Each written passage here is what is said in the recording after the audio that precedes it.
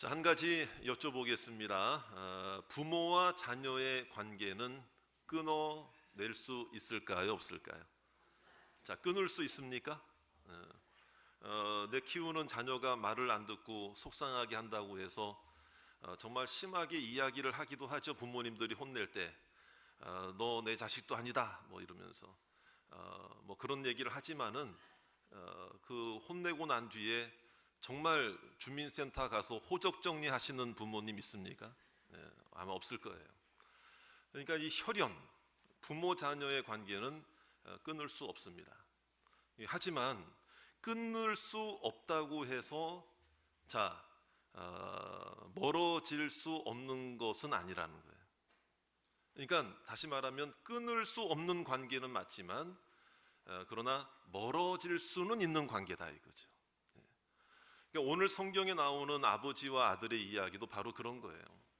끊을 수는 없어요. 하지만 멀어질 수는 있다는 것을 우리에게 보여주고 있는 거예요. 한 아버지에게 두 아들이 있었습니다. 그런데 둘째 아들이 재산을 요구하는 거예요. 유산이죠, 유산. 자, 아버지가 살아 있는 상태에서 유산을 요구한다는 것은 이거는 불효 중에 불효입니다. 그리고 그 아버지를 죽은 자로 여기는 것처럼 이제 말하는 것이기 때문에 이건 해서는 안 될 말이에요. 자, 그럼 아버지가 어떻게 했을까요? 성경에 예수님이 말씀해 주신 이야기는 그 아버지가 그 요구하는 대로 유산을 주는 걸로 이야기를 풀어 가십니다. 자, 그러면 여러분 그때 그 아버지의 마음이 어땠겠느냐? 그럼 결과는 우리가 잘 알고 있는 대로 그 아들이 돈을 가지고 나가서 허랑방탕하게 사용하고 그 돈을 다 낭비한 뒤에 거지의 모습으로 가정으로 다시 돌아오게 되죠. 물론 아버지는 받아줍니다. 그러면 여기서 이제 우리가 생각해야 될 것은 무엇인가 하면은 정말 그 아버지가 과연 유산을 달라고 해서 달라고 한다고 주는 게 과연 사랑이냐 이거예요. 아니 주지 말고 주면 그걸로 다 낭비하고 쾌락과 정욕을 위해 사용하게 될 것이 분명한데, 아이고 뭐 아들을 사랑한다면 무슨 수를 써서라도 집에 붙잡아 놔야지 돈을 주고 내보내는 게 말이 되냐, 이게 과연 사랑이겠느냐, 이런 생각을 할 수도 있거든요. 그 아버지를 바라보는 때 말이죠. 그럼에도 그 아버지는, 오늘 성경에 나오는 아버지는 그 유산을, 돈을 주었습니까? 주지 않았습니까? 네, 주었죠. 그럼 그 아들을 미워해서 그런 겁니까? 그 아들을 정말 버리려고 그런 것일까요? 아버지는 사랑하잖아요. 그런데 왜 그 유산을 주어서 불보듯 그 아들의 미래가 뻔한데 왜 주었을까? 이거 버리는 거 아니냐, 이렇게 생각할 수도 있잖아요. 자, 주변에서 그 아버지의 행동을 보는, 결정을 보는 많은 사람들은 아마 그런 생각을 할 거예요. 저 아버지가 정말 저 아들을 사랑한다면 저렇게 하지 않을 텐데, 못마땅해 하는 주변의 시선들도 있었을 거예요. 자, 그럼에도 불구하고 오늘 예수님께서 이와 같은 아버지와 아들의 이야기를 하시는 이유는 일반적 관계를 말하는 게 아니고 바로 하나님께서 우리에게 허락하신 사랑이 뭐냐, 아버지 하나님의 사랑이 뭐냐를 우리에게 극명하게 전달해 주시기 위한 주님의 특별한 말씀인 줄로 믿으시기 바랍니다. 그래서 오늘 여기에 등장하는 그 아버지는 당연히 우리 하나님 아버지를 말하는 것이고, 여기에 나오는 그 둘째 아들의 모습은 바로 우리 인생을 말하는 거예요. 죄인인 나의 모습을 말하는 거예요. 하나님의 사랑을 알지 못하고 깨닫지 못하고, 이 세상에 내게 돈만 있으면 나는 자유롭게 살 수 있다라고 생각하며 하나님 외에 다른 것을 쫓아다니는 우리 인생들의 모습을 오늘 이 아들로 표현해서 말씀을 하시는 거다 이 말이죠. 그러니까 아예 하나님을 알지 못하는 상황에서 세상에서 방황하는, 하나님께 돌아오지 않는 자도 이 아들의 모습이고, 또 하나는 이 아들이 여러분 집 나가기 전까지는 아버지의 품 안에 있었잖아요.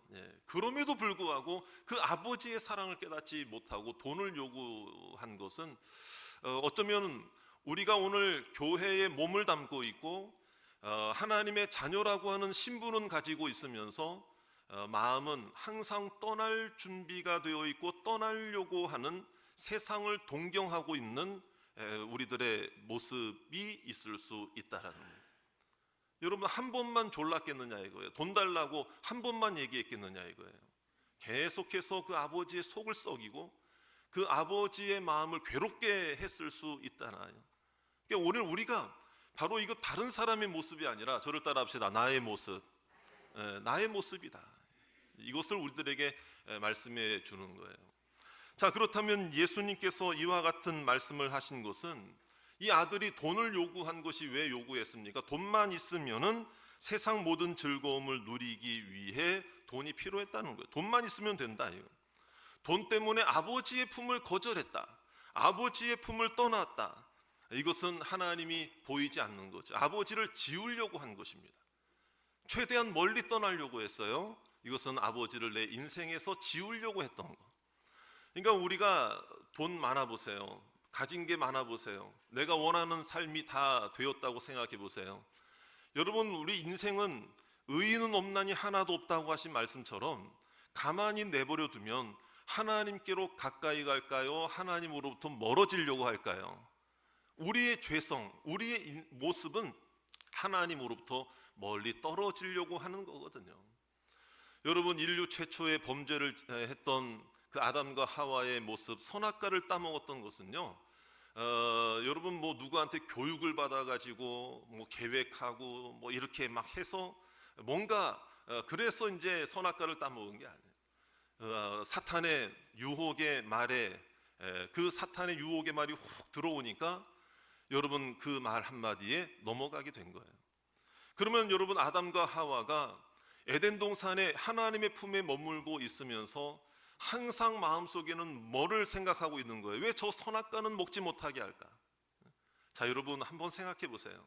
하나님이 동산 나무의 실과를 우리에게 허락하실 때, 아담과 하와에게 허락하실 때 허락한 게 많습니까? 금지한 게 많습니까?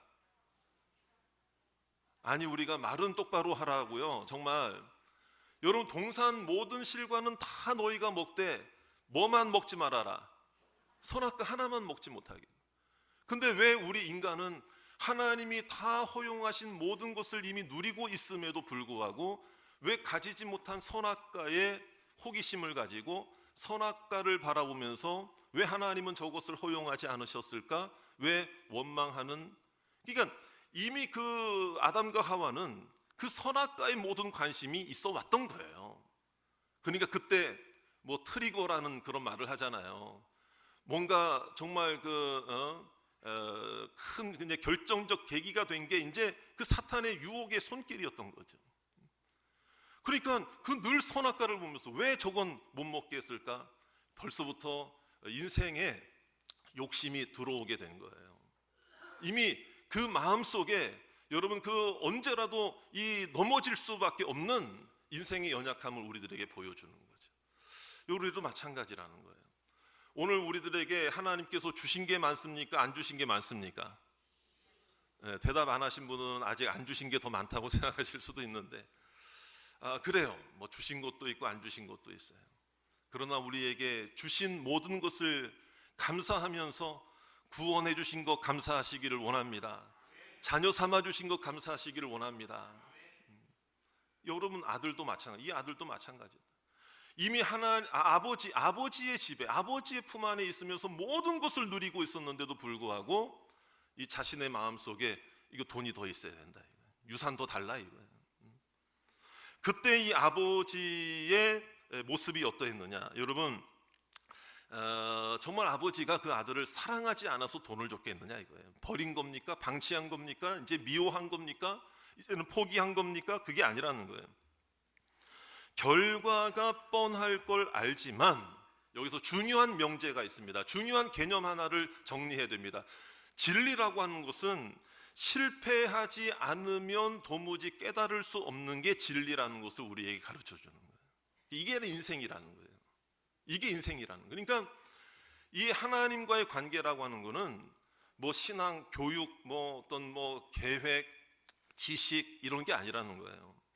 그러니까 이 진리라고 하는 것은 실패하지 않으면 깨달을 수 없다는 것을 알기에 아버지는 그 아들을 사랑하면서도 허용을 한 거예요.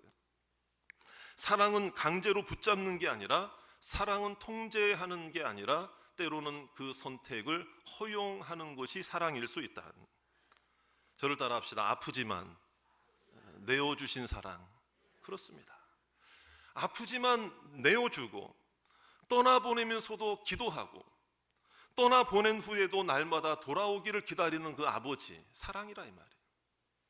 하나님이 버린 게 아니다. 버린 게 아니라 그냥 그가 그 인생의 극한까지 가게 되었을 때 비로소 깨닫는 그 은혜와 축복을 오히려 그가 여러분 지식으로 귀로 듣는다고 교육받는다고 되느냐 이 말이에요. 인생을, 그런 인생이라는 걸 하나님은 너무나도 더 잘 아시기 때문에, 그래서 여러분 여기서 이제 중요한 것이 있어요. 아버지는 이 아들의 실패를 원해서 보낸 게 아니에요. 여러분 실패는 할 수 있습니다. 실수는 할 수 있습니다. 넘어질 수는 있습니다. 그러나 아버지는 실패는 허용했지만 영원한 파멸은 허용하지 않은 줄로 믿습니다. 실패와 파멸을 여러분 구분할 줄 알아야 된다. 여러분 우리의 삶 속에 실수하고 실패하고 넘어져 있고 내 뜻대로 안 되고 부족하고 연약하고 아직도 인생에 쓰라림이 있고 고통이 있다고 해서 여러분 그 실패 한두 가지가 내 인생을 파멸로 몰아가는 게 아니라는 것을 우리는 분명히 깨달아야 한다는 것입니다. 누구 안에 있기 때문에 그렇죠? 우리는 아버지의 품 안에 있기 때문에, 하나님의 손 안에 있기 때문에, 하나님을 믿는 하나님의 백성들은 실패해도 파멸하지 않습니다. 실패해도 멸망하지 않습니다. 실패해도 돌아올 줄 믿습니다. 이게 아버지는 그 마음을, 그 인생의 연약함을 알고 있었다. 그러나 아들은 아버지의 마음을 알지 못하죠. 돈보다도 더 소중한 아버지의 품을 깨닫지 못하고 있었다. 이 아들은 그 아버지의 사랑을 오해하는 게 몇 가지가 있었어요. 뭐냐면 아버지의 사랑을 통제와 간섭으로 여겼어요. 그동안에 집 안에서의 너 예배 드려라, 너 성경 읽어라, 너 하나님 뜻대로 살아야 된다, 너 그래도 봉사해야지, 너 헌금해야지, 너 정말 우선순위를 예배 생활에 둬야지, 기도해야지, 이런 그 아버지의 사랑을 통제로 여겼고 간섭으로 여겼고, 아버지의 품 안 그 가정의 울타리를 감옥으로 착각했다 이 말이에요. 우리도 신앙생활할 때 그런 모습으로 살아가는 신앙인들이 얼마나 많이 있느냐 이거죠. 이 울타리만 벗어나면, 이 감옥을 벗어나면 나는 자유로울 것 같은데, 여러분 돈만 가지면 자유로울 것 같습니까? 이 아들이 깨달은 거죠. 돈이 있을 때는 자유했어요. 근데 돈이 없어지니까 모든 불안, 두려움, 염려, 근심, 걱정, 끼니를 이을 걱정까지도 하게 되었다. 부잣집 아들이 말이에요. 그러니까 이 자유라고 하는 것을 우리는 다시 생각해야 되는데, 이 아들은 자유를 잃은 자유인의 모습을 우리들에게 보여주는 거다 이 말이에요. 그러나 오늘 우리는요, 하나님 안에서 진정한 자유가 있음을 발견하고 깨닫게 되기를 주의 이름으로 축원합니다. 진리가 너희를 자유케 하리라 그랬어요. 진리신 하나님 안에 머무는 것이 진정한 자유임을 믿습니다. 수족관에 물고기들이 있습니다. 어떤 어린아이가 그 집안에 있는 수족관을 보며 그 물고기를 보면서 애틋한 마음이 순간 드는 거예요. 아, 나는 자유롭게 마당도 가고 산도 가고 자전거도 타고 그러는데 공놀이도 하고 그러는데, 이 물고기들아 얼마나 불쌍한지, 너희들은 요 작은 수족관에 갇혀가지고 이렇게 있구나, 내가 너희를 자유롭게 해줄게. 그날 꺼내가지고 풀밭에 놓아주었습니다. 그럼 어떻게 될까요? 그 물고기는 생명이 아니라 사망이라 이거예요. 여러분 하나님 안에 있는 것이 진정한 자유임을 믿으시기 바랍니다. 근데 이 아들은 그 아들의 아버지의 마음을 몰랐기에 돈만 있으면 자유롭게 될 걸로 착각하고 돈을 따라가는 인생, 아버지를 어떻게 하면 인생에서 지워버릴까 하는 그 마음으로 치닫게 되었다. 그의 결과는 실패, 그의 결과는 정말 비참함이었다는 거죠. 그러니까 여러분 돈 때문에 자기가 원하는 이게 여러분 유산이라고 하는 거 돈인데요. 모든 것과 다 마찬가지. 내 목적, 야망, 내 꿈, 내 이 하나님 안에서가 아니라 하나님 밖에서의 이 세상의 정욕, 성공, 쾌락 이런 모든 것들은 공통점이 있습니다. 하나님을 지워버리게 만드는 거예요. 하나님을 멀리 떠나게 만드는 거예요. 다시 말하면 하나님을 안 보이게 만드는 거예요. 말씀이 기억나지 않게 하는 거예요. 그래서 이런 말 있잖아요. 돈만 있으면, 돈하고만 연관되면 하나님이 안 보이고, 아버지도 안 보이고, 어머니도 안 보이고, 친구도 안 보이고, 자녀들도 안 보이고, 가족들도 안 보인다는 거예요. 근데 옛날에는요, 엽전에 구멍이라도 뚫려 있었잖아요. 이렇게. 그렇죠? 엽전. 그러니까 옛날 돈은 가지고 있어도 이렇게 구멍을 통해서 보면은 아버지도 보이고, 어머니도 보이고, 형제들도 보이고, 친구들도 보이고, 자녀들도 보이는데 요즘 돈은 다 막혀 있어가지고 보이는 게 없다는 거예요. 그것만 보인다는 거예요. 숫자만 보인다는 거예요. 그러니까 이 아들의 모습이 돈만 있으면 다 된다고 여겼는데, 내가 원하는 거 그것만 이루어지면 다 된다고 그랬는데 어디 그렇습니까? 다 잃어버리니까, 다 탕진하니까 오히려 두려움, 불안이 자기에게 찾아오더라 이 말이죠. 그러니까 너무 일찍 잘 되고 너무 일찍 성공하고 너무 일찍 많은 것을 가진다고 해서 그게 꼭 좋으리라는 법은 없다는 것을 발견하게 돼요. 유명한 그 컴퓨터 천재라고 일컬어졌던 필립 카츠라는 사람이 있습니다. 이 사람은 어떤 사람인가 하면 여러분들 뭐 잘 아실 거예요. 그 컴퓨터 파일이 있으면은요, 워낙 덩치가 크고 용량이 크면은 그거를 뭐 메일로 전송하기도 힘들고 막 그러잖아요. 보관하기도 힘들고. 그런데 이 필립 카츠라는 사람은 영어로 ZIP라고 하는 ZIP이라고 하는 기술을 최초로 개발한 사람이에요. 압축 파일을 만드는 거예요. 압축 파일. 그래서 23살에 벌써 억만장자가 되는 많은 사람들의 부러움을 사는 컴퓨터 천재였어요. 그런데 이 사람이 일찍부터 자수성가하고 억만장자가 되고 원하는 대로 돈을 가지다 보니까 절제를 하지 못하고 통제를 하지 못하고 사람들과의 관계가 깨어지기 시작하고, 워낙 또 이제 내향적이고 내성적인 이런 부분들이 있다 보니까 이렇게 관계를 아름답게 해가지를 못하고, 그래서 37살에 이제 이 사람이 이제 거주하는 그 위스콘신주의 미로키라고 하는 한 도시의 한 호텔에서 37살의 나이로 여러분 시신으로 발견이 돼요. 그의 사인을 보니까는요, 그 방을 이렇게 이제 검시를 하는데, 현장을 보는데 막 술병이 여기 이제 깨어져 있고, 또 이 사람은 스스로 자해를 한 흔적도 보이고, 그 다음에 이제 사인을 조사해 보니까 오랜 동안 과도한 음주로 인해서 급성 췌장염으로 그 사인이 판명이 된 거예요. 37살의 나이. 많은 사람들이 이 컴퓨터 천재의 안타까운 죽음을 물론 안타까워하고 애도하긴 했지만은, 정말 그 많은 것을 가지고 있었음에도 불구하고 그것을 통제하지 못하고 그 귀함을 깨닫지 못하게 될 때에 자신의 삶을 방치하게 된 거죠. 그러니까 더 놀라운 거는 그런 억만장자의 삶을 일찍부터 시작했으면서도 불구하고 그의 소지품을 조사를 해보니까는요, 그 당시에 한 3,000달러 정도 되는 그 이상의 신용카드 연체의 내용들 증명서가 나오고 뭐 그랬다는 거예요, 여러분. 그러니까 여러분, 이 아들의 모습을 우리가 한번 볼 때에 그 아버지의 사랑 안에 머무는 것이 진정한 자유이고 축복인 것을 알지 못하므로 아버지만 떠나면 나는 자유다, 큰 착각이었던 거죠. 오늘 우리도 마찬가지라는 거예요.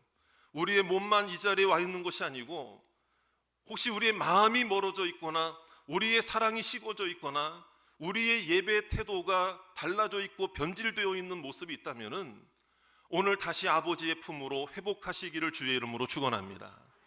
내가 나의 것으로 내 인생을 책임질 수 있다는 착각에서 벗어나야 하는 것입니다. 그러므로 아버지 집에 있을 때 가장 행복한 성도가 되시기를 주의 이름으로 축원합니다. 아버지께 돌아오는 것이 모든 것이 회복되는 일임을 믿습니다. 그때 아버지의 모습이 어떠했는가? 아들을 반겨주는 모습이 어떠했는가?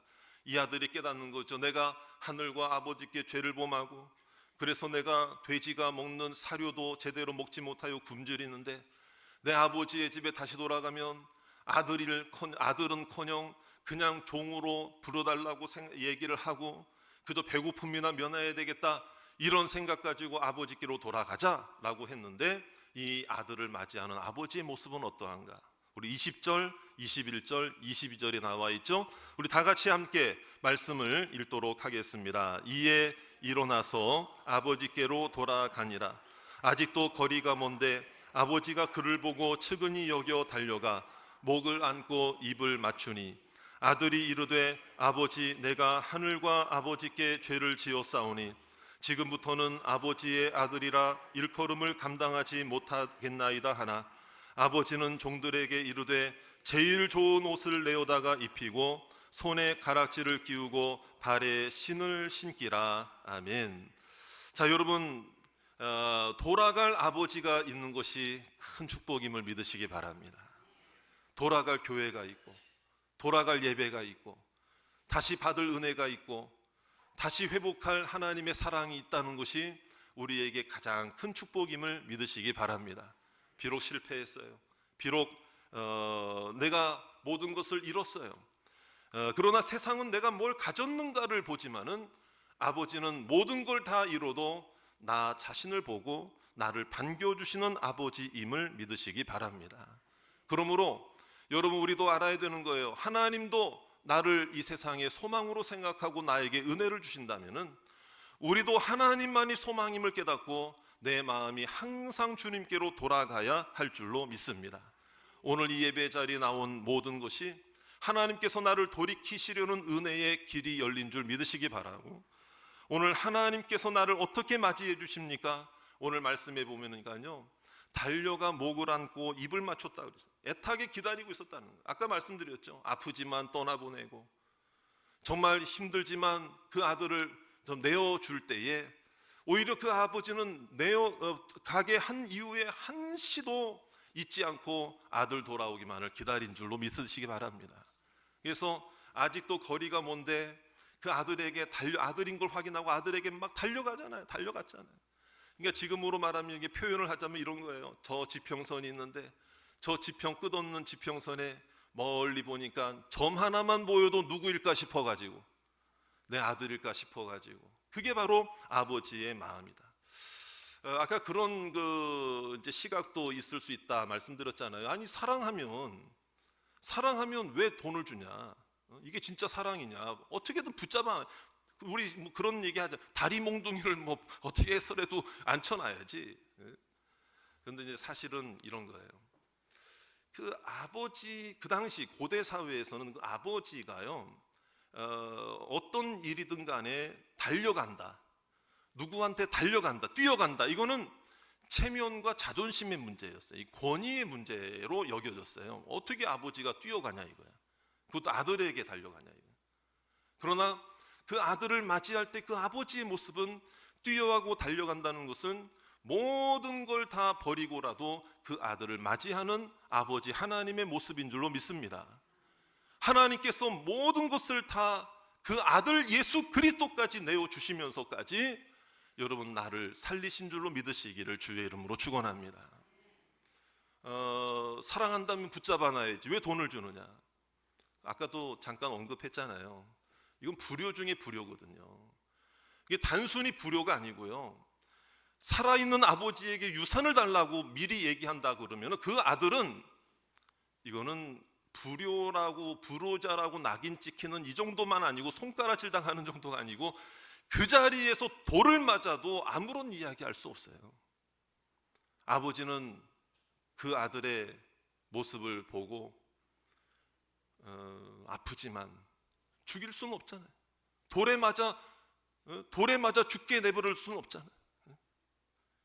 그러니까 우리가 이 말씀을 볼 때 이 액면으로 드러나는 이 문장에 나타나는 그 모습만 보는 게 아니라 정말 그 아버지는 아프지만 이 아들을 살리고자 하는 그 마음, 다시 돌아올 것을 기대하고 기도하는 마음은, 여러분, 이게 바로 우리 하나님 아버지의 마음임을 우리가 분명히 깨닫게 되기를 주의 이름으로 축원합니다.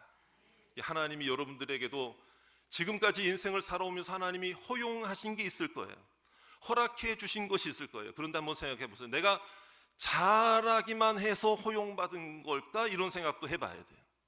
때로는 하나님이 아프시지만, 하나님이 안타깝지만, 하나님은 더 큰 그림과 먼 그림을 보시고 오히려 나를 내어주시고 나를 기다리시고 참고 인내하시는 그 아버지 하나님의 사랑이 우리에게도 있음을 분명히 깨닫게 되기를 원합니다.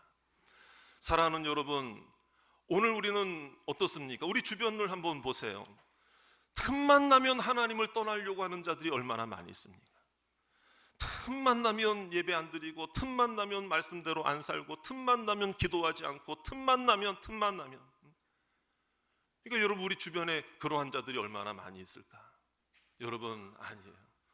다시 하나님께로 돌아오는 것이 가장 큰 축복임을 믿으시기 바라고, 하나님은 내가 돌아가면 하나님께서는 나에게 큰 은혜로 베풀어 주실 줄 믿습니다. 새로운 옷을 입혔다는 것은요, 여러분, 신분을 회복시켜줬다는, 너는 종이 아니야, 너는 내 아들이야. 가락지를 끼웠다는 것은 상속권을 인정한다는 거예요. 아니야, 너는 내 아들로서 상속권자야.